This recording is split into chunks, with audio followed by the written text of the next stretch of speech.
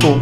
І вось гэта все можна чытаць таксама як бы невербальна. Просто як бы разглядаць гэтай карцінкі, і тыя асацыяцыі, якія ўзнікаюць у чалавека, тыя ўспаміны, тыя там упадабанні, альбо наадварот, тут можа быць нешта не падабацца, і выклікаць там тое самае раздражненне. То гэта як бы, ну, таксама як бы такі цікавы занятак і патрэбны занятак, і, скажем, занятак, які па нейкіх прычынах мы рэдка гэтым займаемся.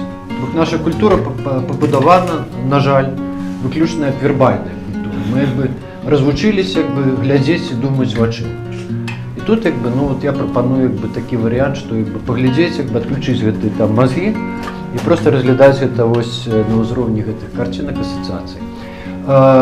Тым не менш, як бы кожная з гэтых карцінак, она не выпадковая, она там цягне за сабой як бы пэўную інфармацыю. Я выбіраў як бы тыя выявы. Стараўся выбіраць.